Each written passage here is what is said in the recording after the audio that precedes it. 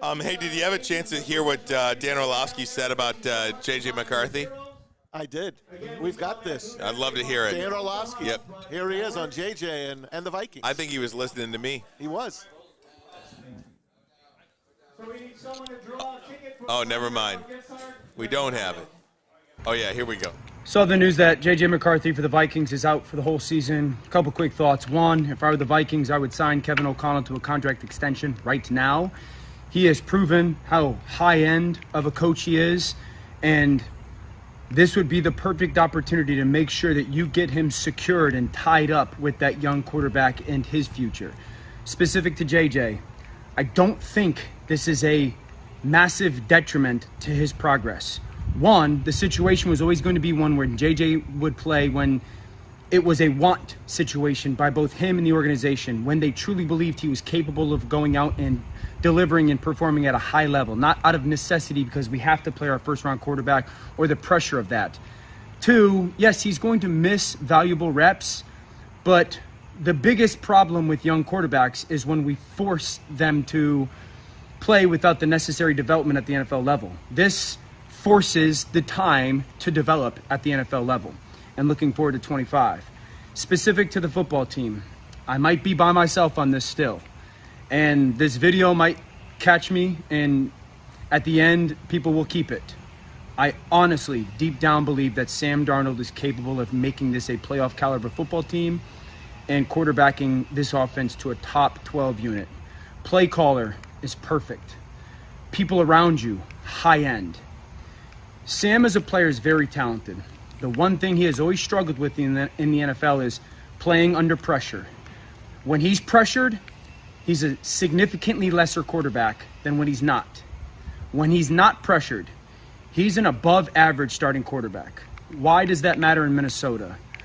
Last couple seasons, that offensive line, because the line is good and the type of scheme that they run, they're top 3 in the NFL in pass block win rate. They're going to protect Sam Darnold. I think this is the perfect place for Sam to have this 1-year opportunity. He's going to be clean more often than not. It's going to be heavy play action. As long as he plays with a ton of conviction and trust in his eyes like Kirk Cousins did, deep down, and I could be wrong, I truly believe he's plenty capable for this offense. So Dan Orlovsky, Ian Rappaport, there's a lot of guys around the league that we're talking about, and my words for this was blessing in disguise. And I think in KG and I were talking about this too, want to revisit that too. This is a situation where J.J. McCarthy, now you can't help but allow this thing to breathe and take your time. It'll be his team next year. You will not be forced into playing him because of you're losing a couple of games in September or October, and the fans want to see their rookie quarterback, their high-round quarterback. I do think, and I've said this once, I'll say it a million times, I do think quarterbacks are benefited when they can just kind of come along slowly.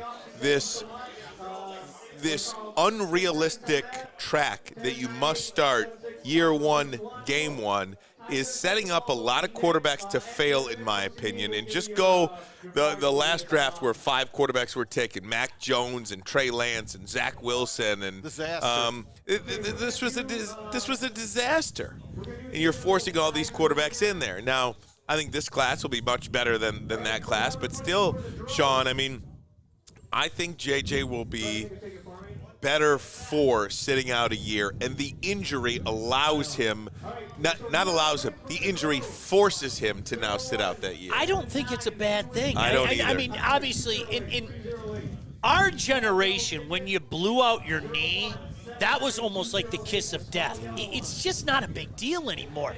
And Minnesota's a different team because if you know the old adage, if you hand the keys to a rookie quarterback, you're basically telling all the veterans on your team, this season's a wash.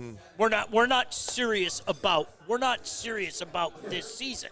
And if I'm Minnesota, that's what I'm saying right now. I'll go, okay, I know we took a big step back last year, but why not see if Sam Darnold can catch a little magic and maybe we can get into the playoff? And then you hand the keys to a guy like JJ that already has, who I think is the best wide receiver in the National Football League. Now you're not even tempted to do it. Right. You're not. Like, okay, let's see what he has in week 10 or week 11. No. Shut her down. We'll ride or die with Sam Darnold. Obviously, in a perfect world, you wish the knee didn't happen, but with that being said, it's not the end of the world. And Dan Orlovsky likes Sam Darnold. You like Sam Darnold. He does like him. I don't. I think he's just a journeyman quarterback, a backup. But the teams he's played with, he's had no talent around him whatsoever. So now he goes to Minnesota. He's got all pros on the O-line, in the backfield, and on the outside. He's got good weapons. But in practice this week, they are practicing with the Cleveland Browns. And Jimmy Handshake, Jim Schwartz, is the defensive coordinator for the Browns. This is great. Kevin O'Connell actually went up to him and said, hey, Jim, I need you to tune down the physicality because you lost Jordan Addison, they lost another wide receiver, and a couple of other guys got hurt as well. JJ, of course, I'm not sure if that happened against the Browns or not. But Jimmy Handshake and those Cleveland Browns, they're going after it. What's your take on that, fellas? You know, it's practice. It doesn't surprise me. I mean, you're talking about a guy who, I mean, let's face it. I think his greatest thing here was the quote, "Hope is not a strategy." Good shirt. But when you're asking other people to lift you up and put you on your shoulders, no. Listen, all jokes aside, I still can't believe Sam Darnold did what he did to us on that Monday night. Oh, man. I know. That just is so surreal. And are you kidding me? I'd rather have the intensity, to answer your question, Maz. I'd rather have the intensity.